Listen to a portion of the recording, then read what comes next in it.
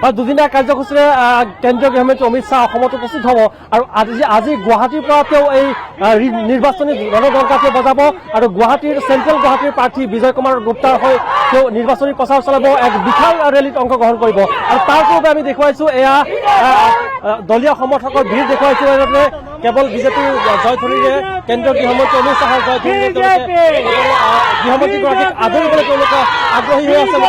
আজি এই গুৱাহাটী মহানগৰীৰ পৰা বিজেপিয়ে এক বিশাল জনৰেলী আৰম্ভ কৰিব আৰু ই এক যি 9 এপ্ৰিলৰ যি লক্ষ্য সেই লক্ষ্য বিজেপিৰ বিশাল বিজয় গুপ্তা বিজয় গুপ্তা বিজয় গুপ্তা হেমন্ত মামা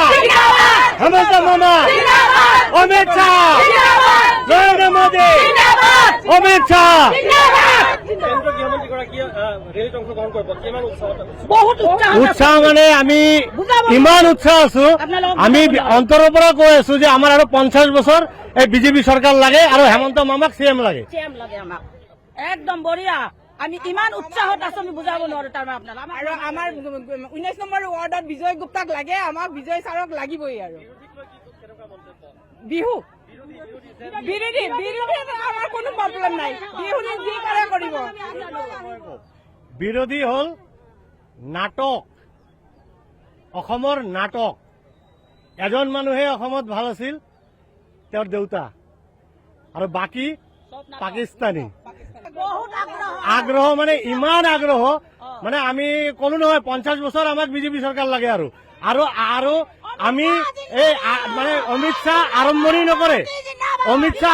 নকৰে, আমাৰ হেমন্ত মামা আৰম্ভ পাৰ কৰি দিলে। অমিত শ্বাহ আহি চবকে এতিয়া চাব যে অমিত শ্বাহ আহি আছে কাৰণে আমাৰ কিমান ৰাইজ, হাজাৰ হাজাৰ লাখ লাখ ৰাইজ ওলাই আহিছে, তেওঁ চবক আশীৰ্বাদ দিব আৰু আমি যেন বিন্দাস ভাৱে বিজেপি কৰি থাকো, সেইটো তেওঁৰ পৰা আমি আশীৰ্বাদ ল'ব আহিছো। আৰু আমি সবচে ডাঙৰ কথা, আমি ভাৰতবাসী হয়, আমি খিলঞ্জীয়া অসমৰ হয়, আমাক বিজয় গুপ্তা ডাঙৰীয়াক লাগিব। কিছুমান ভাষা তেওঁৰ কিছুমান ৱাৰ্ড এটা দুটা মিষ্টেক হয়, তাৰ কাৰণে বিৰোধীয়ে নাটক বনাই আছে যে অসমীয়া ক'ব নাজানে। মই আজি 35 বছৰ হ'ল বিজেপি কৰা, কিন্তু বিজয় গুপ্তা ছাৰৰ দৰে মই বঙালী ল'ৰা, মোৰো এটা দুটা ভুল হয়, কিন্তু তাৰ কাৰণে মই কি খিলঞ্জীয়া নহয়? তেওঁ কি খিলঞ্জীয়া নহয়? তেওঁ বাচ্ছাৰ পৰা অলপ ডাঙৰ হোৱাতে তেওঁ বিজেপি কৰি আছে। আজি 40 বছৰমান হ'ল তেওঁ বিজেপি কৰা, তেওঁ খিলঞ্জীয়া নহয়তো কোন খিলঞ্জীয়া হ'ব? এই আচলতে উৎসুকতা দেখিবলৈ পোৱা গৈছে।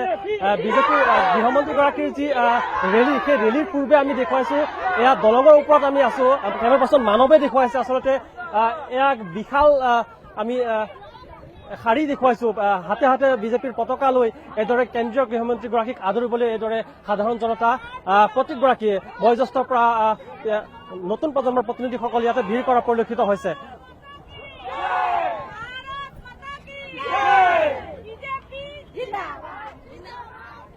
আমি দেখুৱাইছো কেন্দ্ৰীয় গৃহমন্ত্ৰী অমিত শ্বাহ, সৰ্বানন্দ সোণোৱাল, মুখ্যমন্ত্ৰী ডক্টৰ হিমন্ত বিশ্ব শৰ্মাৰ প্ৰতিচ্ছবি হাতত লৈ এইদৰে বিভিন্ন শ্লোগান দি আচলতে এক শক্তি প্ৰদৰ্শন কৰিবলৈ সাধাৰণ কৰ্মীৰ পৰা দলীয় নেতা কৰ্মীসকল ইয়াতে উপস্থিত হোৱা পৰিলক্ষিত হৈছে। কেমেৰা পাৰ্চন মানৱৰ সৈতে মই নৃপেন মণ্ডল, DD নিউজ অসম।